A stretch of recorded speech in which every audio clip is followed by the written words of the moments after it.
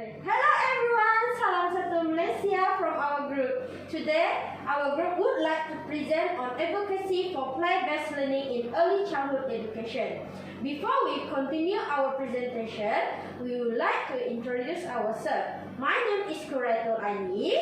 Hello, my name is Lai Wen-Xuan. Hello, my name is Zhong Zixian. Hello, my name is Mei Wu Hong Yi. Okay, our group advocates play-based learning in early childhood education because we believe that play is an important element to improve the overall development of the children. So this is the table of the content for our presentation for today. The first one, we would like to talk about the need to advocate play-based learning in early childhood education. 2. How to incorporate more play in the learning. 3. Traditional learning versus play-based learning. Topic number 4 is the theories. And number 5 is pattern 6 stages of play. Number 6, play-based learning activity. 7, conclusion. And the last but not least is the quotes of play-based learning. Next, I would like to pass the slide of the topic why we advocate play-based learning in early childhood education to Miss May. Hello, I am Mei Wu. Now I would like to talk about why do we advocate play-based learning in early childhood education. Now we will see the need to advocate play-based learning in early childhood education. Children love to play in nature. Play-based programs are designed on this motivation. We believe that play-based learning is very important in the early years of children. This approach is effective in helping children in their learning and development compared to traditional learning. It deepens understanding and engages children effectively. Children explore, experiment, discover, and solve problems in imaginative and fun ways through this context of learning. When children involved in hands-on activities, they use their senses to explore their environment. The learning becomes more meaningful when children do and explore by themselves. They can develop their communication skills and social skills, and their thinking is challenged through play. Play will support active learning and a positive attitude towards learning.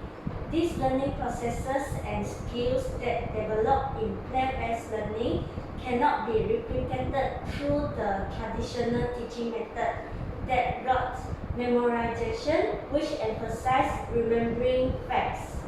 Play-based learning helps children develop meaningful social interactions. They learn to interact with friends and gain the confidence they need to participate in new experiences and explore environments through play. Hence, they will become more motivated in learning and have fun. Now I would like to talk how to incorporate more play in learning. To meet academic standards, classrooms are often filled with intense daily routines. We know we need more play in the classroom, but it is often not implemented because of the need to catch up with academic standards. Educators must recognize the goals of education, understand the methods that need to be taken to achieve the goals, and apply this to every child individually. After we know the methods to achieve the goals, we can incorporate more playful learning in our classroom. The meaningful materials that suit play-based learning are very important. Educators need to provide teaching aids that are appropriate to the theme or topics to be taught, so that learning can run smoothly and learning objectives are achieved. First, we can create environments that enrich play experiences. Educators should include play as an element of teaching because when children learn through play, they will be more focused and motivated to explore academic standards. Educators can design the centers for dramatic play, sing, block, science, or art. It can promote children's imagination and creativity. If the space is not enough, we can prepare a few bins and put the play materials like puppets, blocks, puzzles, and games in it. Children can play and have a relaxing time after hard learning. Besides that, increase play time in class by using a choice time in the early morning or end of the day. Children will have their choice time to play and learn before starting the class and before departure from school. Next, children need to be taught how to learn so that they can absorb new knowledge better. The play-based approach includes both child-led and teacher-supported learning. Educators may ask some questions to expand child's mind to higher level. For example, questions that encourage the problem-solving skill and let them engage in higher level thinking process so that they can master the knowledge during the play environment. Now, that's all from me. Now I will pass the slide to Zhong Zixian. Hello, my name is Zhong Zixian. Now I would like to introduce the difference of traditional learning and play-based learning. Okay. Traditional learning where restriction of learning. Example, student literally by act. All students in a classroom at task by using the same material and method. Traditional learning needs to take a lot of time to study, but student learning time is limited. Traditional teaching method include direct instruction and lecture, see words, and students learn through listening and observation. In traditional learning, teachers need to give some writing activity to students. Students need to complete a lot of work test in a day and the timetable is fixed. Next, play-based learning is not registered to learning. Play-based learning includes the following elements: child-centered, enjoyable, unstructured, process-oriented, and make-believe. Teachers and parents can freely around their students' study time. There are not limits in study time, and students can allow their own study time according to their need or interest. Then play-based learning can develop students in many skills such as social skills, physical skills, and cognitive skills. Last, the teacher can do some hands-on activities. The teacher can come up with activities or games to help children learn letter, shape, sound, and colors. Malaysia curriculum, Permata curriculum advocate learning through play. The learning year of the child in very precise and value. Now I am going to pass my slide to Esther. Hello, I am Lai Wen-Xuan. Now I am going to introduce the theories that advocate play-based learning. The first theory that I want to introduce to you is Susan Isaac. She believes that play gives children a safe space for their emotional development by encouraging self-expression. she mentioned that play can be a very emotional activity as it allowed children to rehearse the ways of dealing with a range of emotion in a safe environment. For example, the children were facing different feelings while they are playing role play or playing with a super competitive game. Those activities give children a safe and familiar environment for them to work through some of those feelings. By practicing and expressing them in their early year setting, children learn to cooperate and accept the changes that they are facing off. They can experience new feelings and learn how to navigate them. Okay, in the second point, the development also enhanced by the social nature of play. During play, children learn to bond with others and try to understand their needs and learn how social interaction works. This will make them learn to think others' feelings and care about their peers. They learn to manage social situations either in a real conflict or playing pretend. The next theories that I want to introduce to you will be Maria Montessori. She believes that playing is the work of child. Play acts a key to help the children make them more active and practice. She focused on the child-led play, which is supported by the age-appropriate activity and provisions.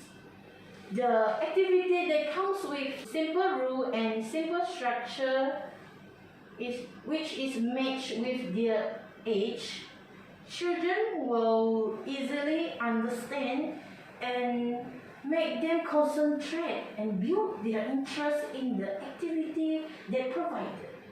The last point that she mentioned that she also focused on sensory play.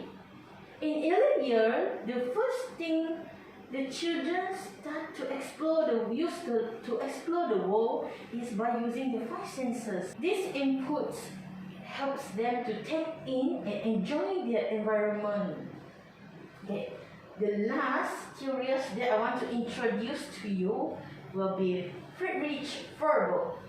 He believes that we need to give the children freedom to explore the world. Free play will encourage the child to discover and learn new things.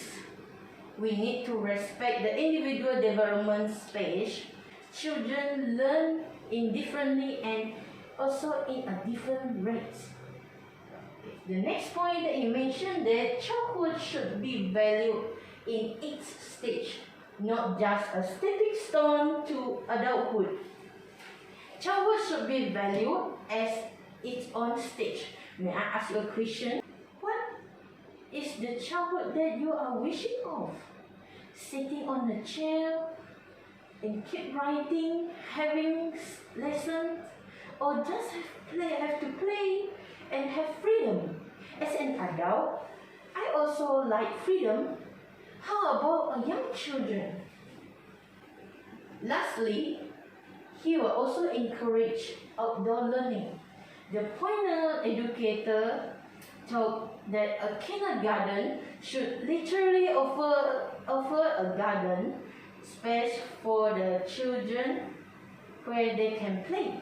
Outdoor play can help children explore the nature, learn about the changes of the weather, learning about the new plants, and build their interest and also the awareness of protecting our nature.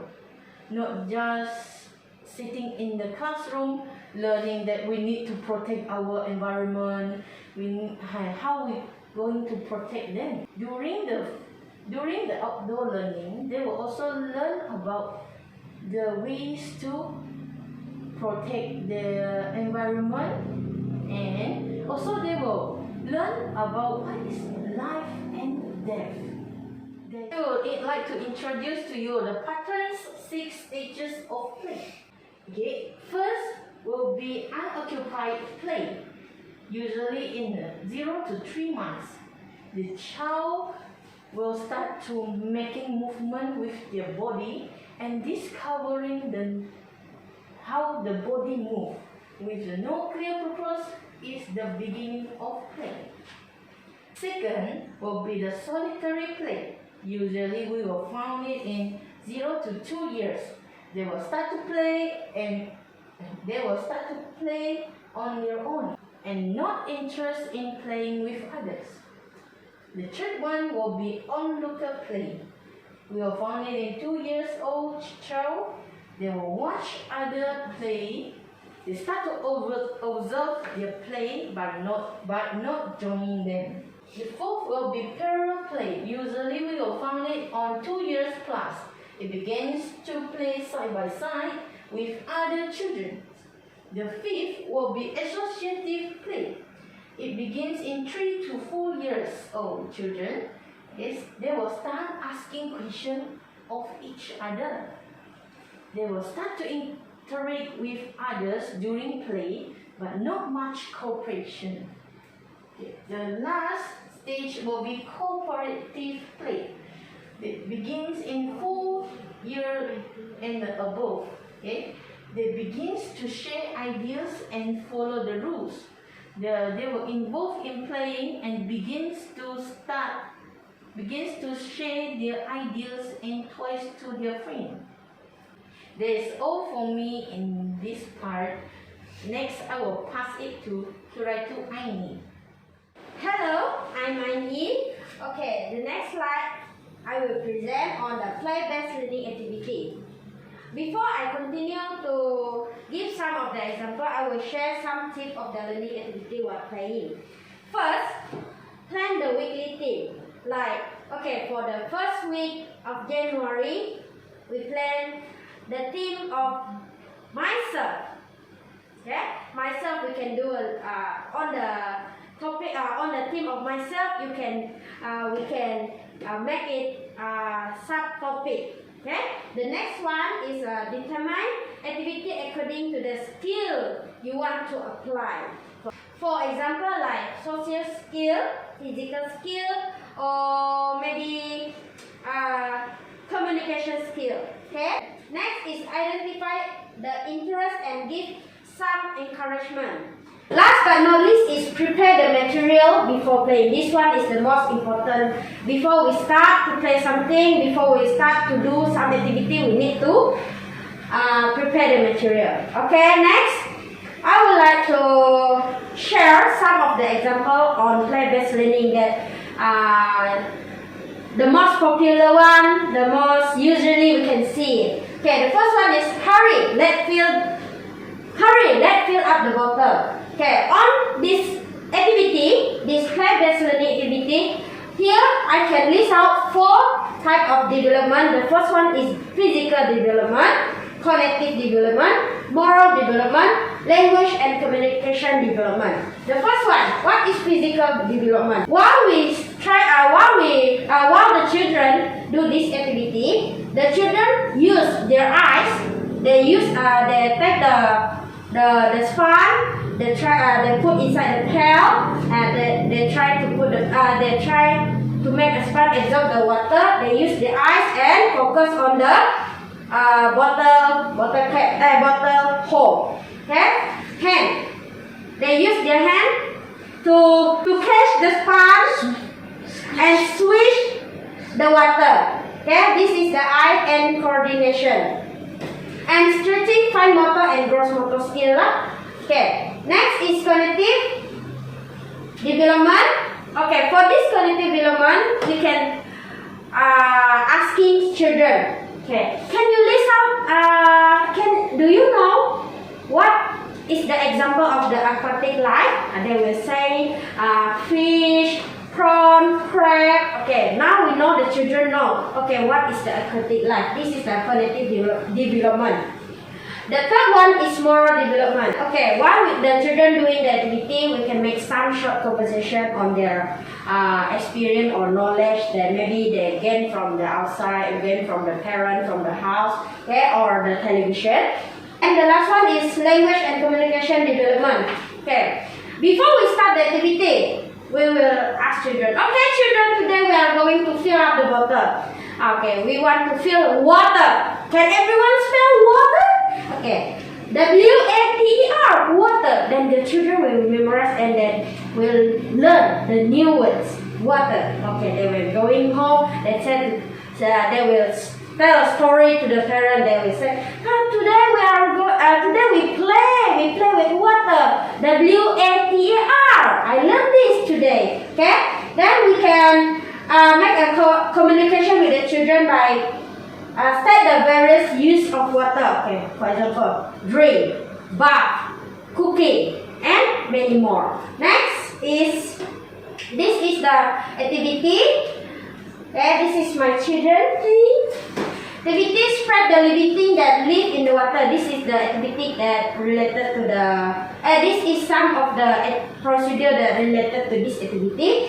Classify picture of good and bad deed in water use. And last, we were going to invite the children to play by fill the bottle with the water using the sponge. Okay. The next activity, row your boat. This is the traditional nursery. Okay. On this activity, we can.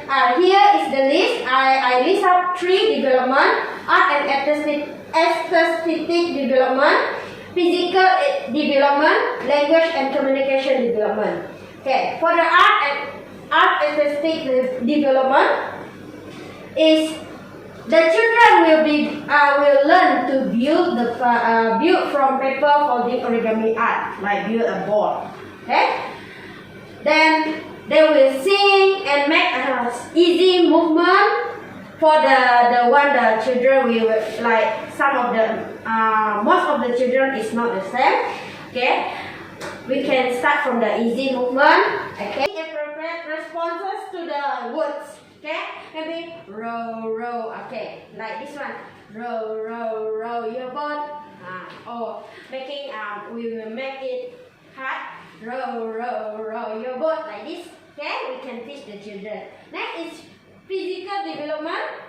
Also, eyes and hand coordination. Strengthening fine motor and gross motor skill. Okay? While making the origami art, the children will use the eyes. Okay, they will see. Okay, teacher do like this. Fold this one first. The next step is like this. While their eyes is looking at the teacher, their hand also moving. Okay? The last one is language and communication development. Okay, same again. Before we start the activity, we will say to the children. Okay, today we are going to make a board. Okay, how to spell board?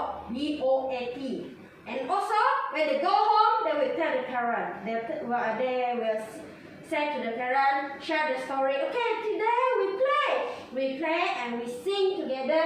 Okay, what do you say? Board. Mommy, do you know how to spell board? B-O-A-T. Okay, from here we know that the children.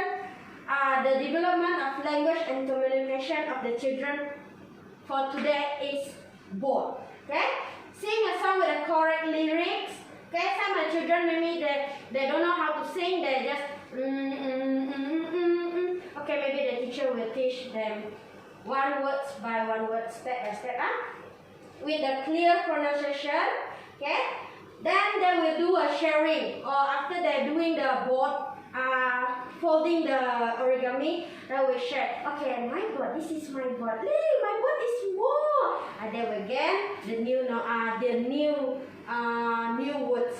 Okay, this is the process of activity of the row your boat. One is making a cannons and boats out of paper using the paper. This one for very easy for the teacher. Okay. This one maybe we can use the recycled paper. Okay. Number 2, read the lyric with the correct and clear pronunciation. Number 3, sing together with the creative movement. Row your boat. Okay. Okay. And the last one, activity. This is the last example of the activity. I love rainbow. I know every children love colors. They love to color. They love a lot of colors. Okay. From here we can list. From here I list out 3 type of development. The first one is physical development. Okay, where again eyes and hand coordination, stretching the fine motor skill, the gross motor skill. Okay, next is language and communication development. Again, they will learn to spell the words of rainbow. This one, I think most of the activity, before we start, we will invite the children together. Okay, spell the theme, the topic. Okay, like this one, the topic is rainbow. Okay, they spell together rainbow, R-A-I-N-B-O, rainbow. Okay, spell the rainbow. Spell the word of rainbow color. Okay, they will list out red, orange, yellow. They will say the 7 colors of the rainbow. Next is logical and mathematical development. They will start to count. Okay, how many color of the rainbow? 7. The first one is what? We will asking them one by one. Okay.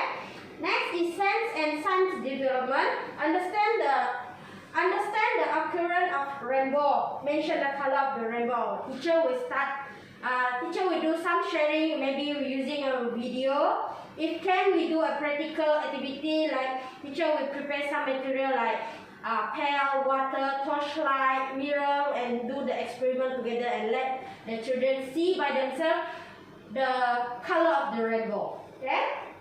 Next, this is the process of activity I Love Rainbow. The first one is practical activity with the children. Okay, like I'm saying, a teacher will bring the material that easy to find. Okay, pitch the pom pom and dip it in the color and form a rainbow. Like use a pom pom dip. Okay, the first one red. Take pom pom and put on the red watercolor and pop. Okay, the second row is what color? We can evaluate the children whether they can understand or they can memorize the color of the rainbow. Okay, again spell the color of the rainbow together. Okay, the color like red, R-E-D, red, together with the children. Okay, this is some of the activity that I can share, the very easy one, the activity. Okay, next is conclusion of the play-based learning.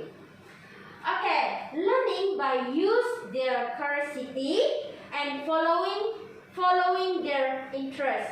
This is the very important. We need to follow the interest of the children. If the children not interested in the class, how can they gain the knowledge? Okay. Next is children can choose the activity and topic. By doing this, this will keep them feel interested in learning. Our group strongly advocate play-based learning because play acts as a movement to motivate children to explore the world. That's all from us. Before I end my group presentation, I would like to share the quote from Friedrich Froebel. Okay, play is the highest expression of the human development in childhood. For it's the free expression of what is in the child's soul. That's all from us.